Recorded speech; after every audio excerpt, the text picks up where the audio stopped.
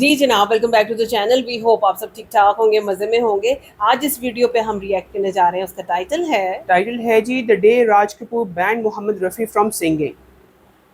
अच्छा, ये कुछ ऐसा नया है जिसके बारे में हम कुछ भी नहीं जानते, क्योंकि मोहम्मद रफ़ी साहब के बारे में दुनिया जानती है कि बहुत ज़्यादा डाउन टू अर्थ और हम्बल इंसान है। ऐसा ही और राज कपूर जी के बारे में अगर बात करें तो आज बॉलीवुड को जिस ग्लोरी पे हम देखते हैं उसमें बहुत बड़ा कंट्रीब्यूशन है राज कपूर जी का। अब इस दरमियान में हुआ क्या है, क्या मिस्ट्री है, वो तो वीडियो देख के पता चलेगा। चलते हैं वीडियो देखते हैं। चलिए इससे पहले वीडियो को स्टार्ट करें। चैनल पे नहीं तो प्लीज सब्सक्राइब कर लें और बेल आइकन प्रेस करना बिल्कुल मत भूलिएगा। हम चलते हैं वीडियो की तरफ और आप देख रहे हैं एमजी रिएक्शंस।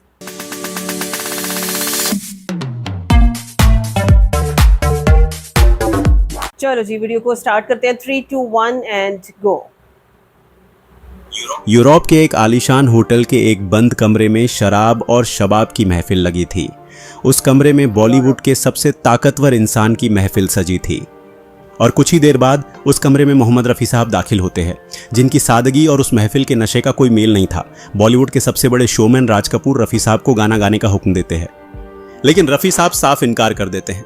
यह सिर्फ एक इनकार नहीं था, ये एक ऐसी चिंगारी थी जिसने बॉलीवुड की सबसे बड़ी और पहली इंटरनेशनल फिल्म संगम के एक गीत को जंग का रूप दे दिया था। ये किस्सा उस समय की फिल्मी पत्रिकाओं के हवाले से सुनाया जा रहा है। पूरी कहानी जानने के लिए बने रहे हमारे साथ। साल था 1964। राज कपूर अपने करियर के सबसे महत्वाकांक्षी प्रोजेक्ट संगम पर काम कर रहे थे। ये भारत की पहली फिल्म थी जो यूरोप की खूबसूरत वादियों में शूट हो रही थी। राज कपूर सिर्फ एक डायरेक्टर नहीं थे, वो उस वक्त इंडस्ट्री के बेताज बादशाह थे। RK फिल्म्स का ठप्पा ही कामयाबी की गारंटी माना जाता था। एक शाम शूटिंग खत्म होने के बाद राज कपूर ने अपने होटल के कमरे में एक शानदार पार्टी रखी।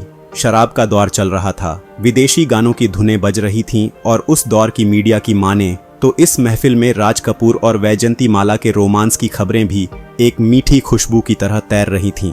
राज कपूर उस रात अपने पूरे शबाब पर थे। सब कुछ उनके इशारों पर चल रहा था, लेकिन उन्हें लगा कि इस महफिल में बस एक चीज की कमी है। उन्होंने वैजयंती माला के कमरे से एक फोन घुमाया। फोन के दूसरी तरफ थे मोहम्मद रफ़ी साहब। राज कपूर बोले, रफ़ी साहब, एक ज़रूरी काम है, मेरे कमरे में आ जाइए। कुछ ही मिनटों में रफ़ी साहब उस कमरे के दरवाजे पर खड़े थे, लेकिन अंदर का नज़ारा देखकर उनके कदम ठिठक गए। एक तरफ शराब के प्याले छलक रहे थे, लोग नशे में झूम रहे थे, और दूसरी तरफ रफ़ी साहब, एक बेहद सीधे सादे और उसूलों वाले इंसान। उनके लिए उनका संगीत कोई मनोरंजन का साधन नहीं, बल्कि उनकी इबादत था।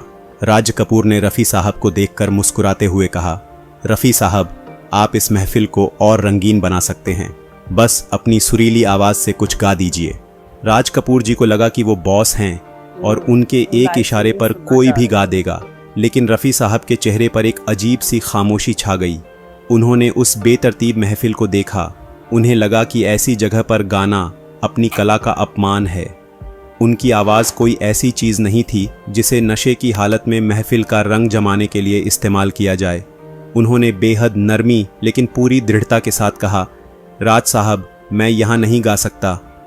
राज कपूर, जिनकी हर बात को इंडस्ट्री पत्थर की लकीर मानती थी, उन्हें किसी ने उनके ही सेट पर उनकी ही पार्टी में ना कह दिया था। रफ़ी साहब तो अपना उसूल निभाकर महफिल छोड़कर अपने कमरे में लौट गए, लेकिन राज कपूर के अंदर का शोमैन और उनका ईगो बुरी तरह आहत हो चुका था। दोस्तों, जब आदमी शोहरत के उस मुकाम पर होता है तो एक छोटा सा इनकार भी उसे बगावत लगने लगता है।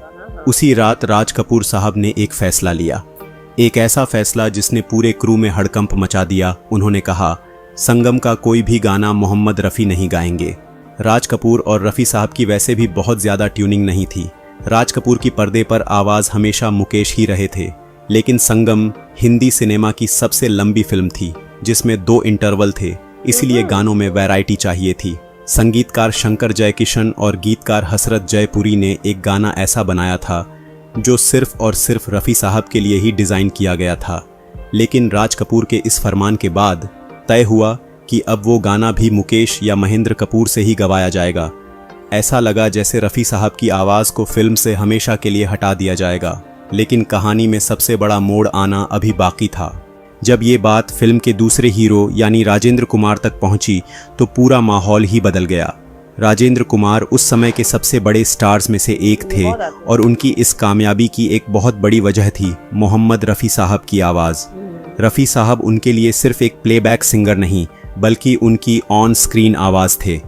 फूलों की रानी बहारों की मलका तेरा मुस्कुराना कहाँ चल दिए इधर तो आओ मेरे दिल को कौन है जो सपनों में आया कौन है जो दिल में समाया।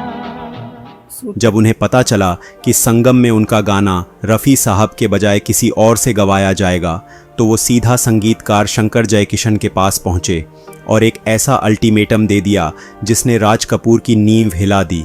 उन्होंने कहा, अगर ये गाना रफ़ी साहब नहीं गाएंगे तो मैं किसी और की आवाज़ पर एक्टिंग नहीं करूँगा, मैं ये फिल्म छोड़ रहा हूँ। राज कपूर के सामने एक बहुत बड़ी मुसीबत खड़ी हो गई थी। एक तरफ उनका ईगो था और दूसरी तरफ फिल्म का सबसे बड़ा स्टार। राज कपूर अच्छी तरह जानते थे कि राजेंद्र कुमार के फिल्म छोड़ने से प्रोजेक्ट की स्टार वैल्यू आधी रह जाएगी। एक तरफ रफ़ी साहब की खामोश खुददारी थी और दूसरी तरफ राजेंद्र कुमार की वफादारी। आखिरकार राज कपूर को अपनी जिद छोड़नी पड़ी, उन्हें झुकना पड़ा उस आवाज़ के आगे, उस वफादारी के आगे। तय हुआ कि राज कपूर पर फिल्माया जाने वाला गाना हर दिल जो प्यार करेगा मुकेश गाएंगे, लेकिन राजेंद्र कुमार का वो खास गाना सिर्फ रफ़ी साहब ही गाएंगे।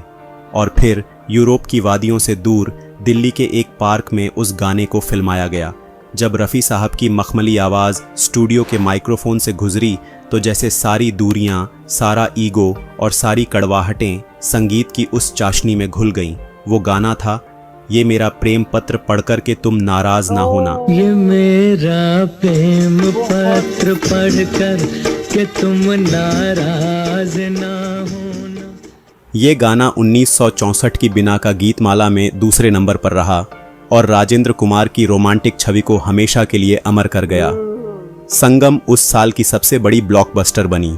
वक्त बीता और सालों बाद जब राज कपूर साहब को अपने बेटे ऋषि कपूर को सुपरस्टारडम की असली ऊंचाइयों पर ले जाना था तो एक बार फिर उन्हें रफ़ी साहब का सहारा लेना पड़ा।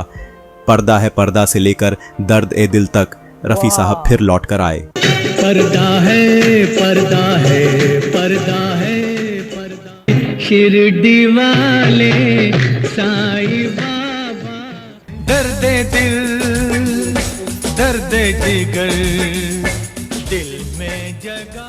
राज कपूर भले ही कितने ही बड़े शोमैन क्यों ना हो, आखिर में वो भी ये बात जान गए थे कि दुनिया में कुछ आवाज़ें ऐसी होती हैं जिन्हें हुक्म नहीं दिया जा सकता, उन्हें सिर्फ महसूस किया जा सकता है। दोस्तों, वीडियो अच्छा लगा हो तो वीडियो को लाइक और शेयर जरूर करें। अच्छा, हर सक्सेस के पीछे ना एक ऐसा ट्रूथ होता है जो दुनिया नहीं जानती है, एक डार्क रियलिटी होती है। मतलब हम देखते हैं एक सक्सेसफुल मूवी के भाई संगम आई, सुपर डुपर हिट रही और ज़बरदस्त मूवी, खूबसूरत गाने, लेकिन क्या लोगों को पता है कि उसके पीछे क्या रियलिटीज़ हैं, क्या इवेंट्स ऐसे हुए।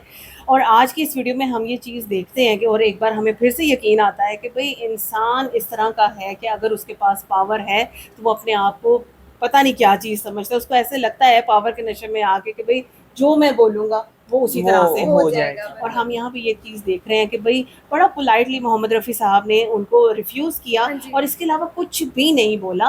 बेसिकली होता क्या है कि वो एक ऐसा कमज़ोर लम्हा होता है जिसके अंदर आपका क्लैश हो जाता है, हावी हो जाता है, हावी हो जाता है, बिल्कुल है। लेकिन क्योंकि कोई पर्सनल ग्रजेस नहीं है सो वक्त के साथ साथ वो चीज़ें सॉर्ट आउट होती हैं। मामा आप ये देखिए, ये बॉलीवुड की आप बात कर रहे हैं, इतने बड़े सुपरस्टार्स हैं, वक्फे से थोड़े थोड़े अरसे के बाद इनको आपस में एक दूसरे की जरूरत पड़ती है। ये सारे इकट्ठे मिलकर बॉलीवुड को बनाते। बिल्कुल इसी तरह से वही ना कि पर्सनल ग्रजेस तो नहीं है ना, बस वो एक ऐसा लम्हा होता है जिसके अंदर एक दूसरे की समझ नहीं आती है। लेकिन बहरहाल जो गाना उन्होंने गाया, ये मेरा प्रेम पत्र पढ़ के, आज भी इतना हिट है, बिल्कुल है और लोग सुनते हैं। और मोहम्मद रफ़ी साहब की आवाज़ ऐसी थी कि उन्होंने अपनी एक खास जगह लोगों के दिलों में बनाई, बॉलीवुड में बनाई। और आप फिर ये देखो कि जब ऋषि कपूर जी को लॉन्च करना था तब भी उन्हीं की आवाज की और जरूरत आप पड़ी। उनसे पहले शम्मी कपूर जी को देखें कि उनके तो ऑलमोस्ट सारे जो हिट सॉन्ग्स हैं वो हैं ही मोहम्मद रफ़ी साहब के गाए हुए हैं। बिल्कुल बहुत ज़बरदस्त वीडियो है, बहुत कुछ हमने सीखने को मिला।